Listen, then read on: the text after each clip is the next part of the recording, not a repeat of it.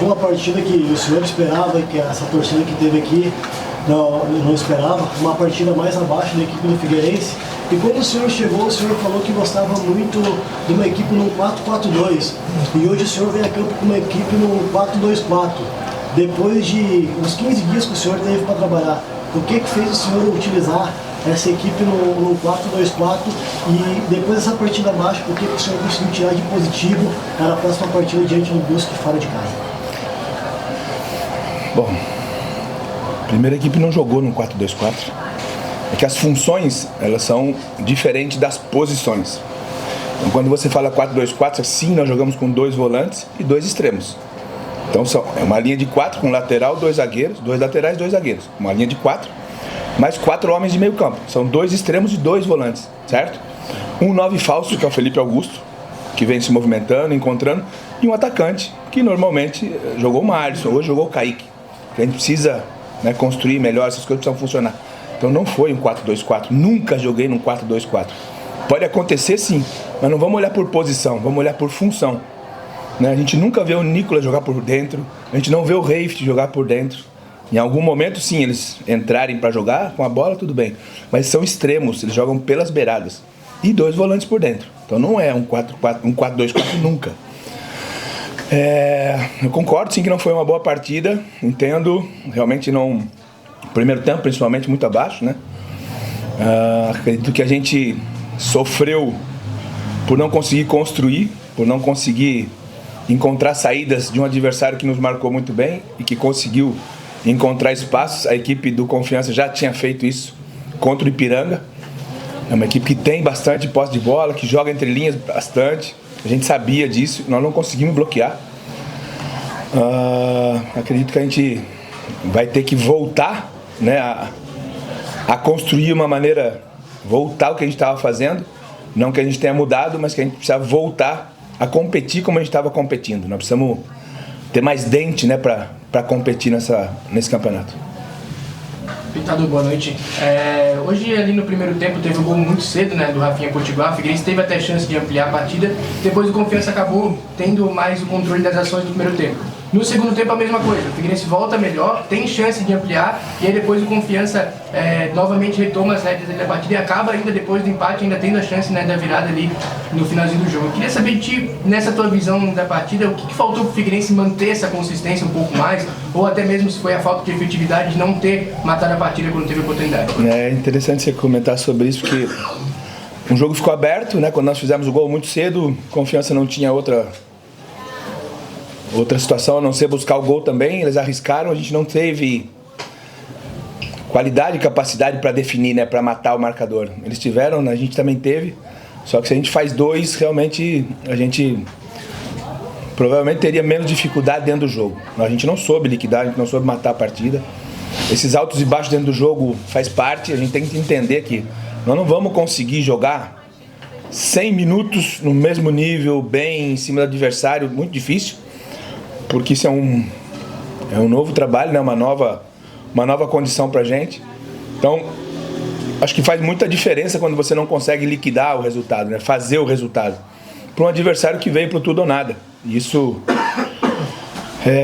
deixa a gente incomodado, sim, deixa a gente muito triste. Também acho que não foi uma boa partida. Ainda assim tivemos uma chance de vencer, né? Não fomos competentes para isso.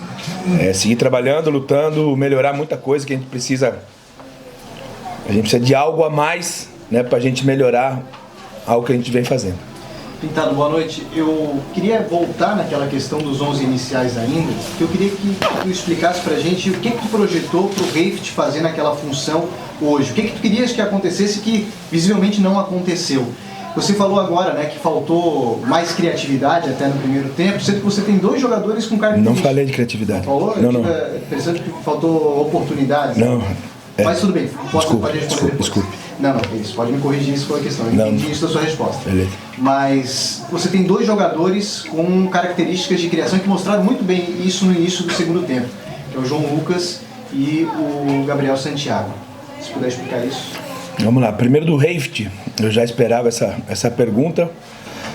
Eu jogando em casa contra um adversário direto, com a camisa do Figueirense, a minha ideia era ser muito mais ofensivo, que o Reift conseguisse fazer o que ele faz quando ele entra no segundo tempo, e a gente várias vezes a gente tem falado sobre isso, né? O Reift muda o jogo, o Gabriel Santiago muda o jogo, tem muita coisa que a gente viu quando eles entram no jogo. A minha ideia era iniciar dessa maneira, com o Reift indo para cima, porque o lateral esquerdo do Confiança, ele sobe muito pouco.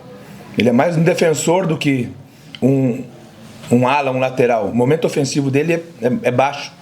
Então o que a gente queria com o Reift é mais profundidade, mais o drible, mais jogo para frente mesmo, mais construção, mais situação de gols. E a gente não conseguiu. Talvez o gramado tenha dificultado um pouco pro Reift, que é um jogador leve, e o gramado estava muito pesado. Então essa era a ideia do Reift. Quanto aos nossos armadores, eu mais do que ninguém tenho essa vontade sim de jogar com esse 10, com esse armador, esse pensador. Repito, nós também trabalhamos isso, a gente também pensou nessa situação, a gente treinou essa situação. Acredito que é algo para a gente reforçar, mas nunca deixar de lado essa opção de jogar com 2 atacantes, né? Na verdade, o Felipe Augusto, o Kaique, o Marisson, são atacantes que podem fazer mais, tem que render mais, né? E a gente tem trabalhado para que eles melhorem e nos ajudem. Boa noite, Pintado. Em uma das saídas de bola ali, em uma única vez que o Igor tentou trabalhar ali com os 4 defensores, os 2 volantes, naquela saída 4+2, e uma pressão alta do Confiança. Depois disso, o Igor começou a dar chute lá pra frente para tentar conseguir conquistar a primeira ou a segunda bola. Foi algo pensado, algo que tu pediu, ou os jogadores que identificaram não estavam conseguindo construir com essa pressão alta do Confiança? A gente treina nessa saída de bola, a gente treina a circulação, a gente treina essa condição de construir melhor daqui de baixo. Mas é mais difícil com um campo pesado como estava, né? A gente sofreu um pouco, principalmente no primeiro tempo, a gente sofreu um pouco essa saída, essa construção nossa. Não é de agora isso, né? A gente já vem sofrendo há algum tempo. Eu prefiro não correr um risco, né, de jogar curto e perder a bola e sofrer um gol. Isso para mim é meu papel, né? Eu prefiro, ainda que não seja plasticamente, não seja muito bonito, mas não correr risco. E eu acho também a insegurança, a falta de ritmo talvez do Igor, algumas coisas que podem ser construídas melhor. A gente tem que tentar iniciar, e a gente já fez isso, né? Então por que não fazemos, que não fizemos hoje? A gente vai identificar, vamos conversar, precisamos construir melhor esse jogo. Ao mesmo tempo que ela não pode ser só essa construção, né? A gente precisa de um pouco mais à frente também para a gente melhorar o que a gente vem fazendo. Boa noite, professor Pintado. Tu falou da questão do Reift, que teve dificuldade com a questão do gramado, que é verdade, tudo certo. Mas no intervalo tu acabou botando o Wellington Ney, que também é um jogador que tem características semelhantes à do Reift. E eu queria saber por que o Marisson talvez não virou uma opção, sendo que ao longo dessa atual temporada ele já deu mais resultado que o próprio Wellington Ney. É que na verdade o Wellington Ney jogou por dentro, né? É uma posição mais favorável para o Wellington Ney, que já não tem, né? Percorre tanta distância, e o Reift é muito mais jovem, é mais rápido que o Wellington Ney. E o Wellington Ney por dentro, ele constrói bem esse jogo, né? Como a gente acabou de falar aí. E a gente acredita que o Wellington Ney pode ser esse enganche que a gente fala, né? Do mesmo jeito que a gente precisa tentar alguma coisa a mais, porque os nossos atacantes estão jogando. O Márcio até outro jogo estava jogando, né? O Márcio teve muita oportunidade, tem oportunidade e vai ter. A gente acredita muito no Márcio, a gente acredita nos nossos atacantes. Então a gente não vai ficar imaginando que vamos conseguir jogar sempre e que esses jogadores sempre vão conseguir render o que a gente quer. Repito, o Márcio é um jogador importante, todos os nossos atacantes aqui estão trabalhando. Eu acho que o Felipe Augusto hoje mostrou que pode ser esse 9 também, né? Teve oportunidade, teve chance, ele é mais de mobilidade do que os outros dois. Então a gente está encontrando soluções para algumas coisas que a gente tem dificuldade aqui dentro também. Boa noite, Pintado. Permita-me lhe fazer uma pergunta com todo o respeito, a admiração que eu tenho pelo teu trabalho, respeito pela torcida do Figueira, também pelo próprio Figueirense. Mas eu gostaria de saber, com essa experiência que tu tem, com a tua história e tudo mais, qual é o campeonato do Figueirense daqui para frente? Um Figueirense que está mais perto da zona de rebaixamento do que do G8. Que campeonato é daqui para frente pro Figueirense? O que tu vê? Eu te agradeço a pergunta, com todo respeito, agradeço bastante.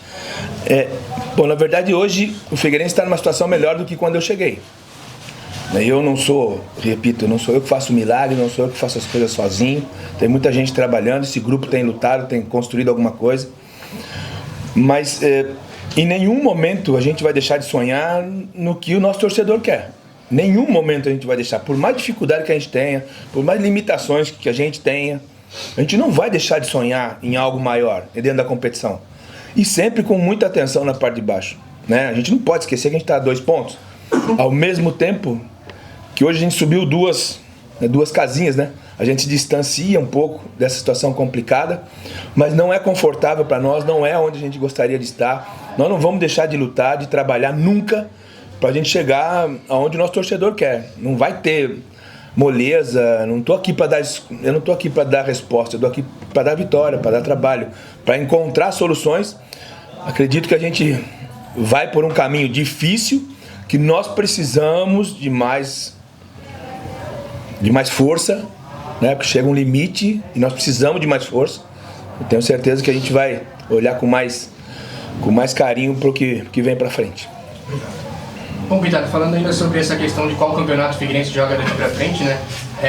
Agora o Furacão enfrenta a equipe do Brusque, né? Longe do estádio Orlando Scarpelli, tem toda aquela questão que a gente já vem trabalhando também sobre o Figueirense não vencer longe do estádio Orlando Scarpelli. Como é que tu projeta essa partida também diante do Brusque, um confronto regional que historicamente traz muita dificuldade para o Figueirense?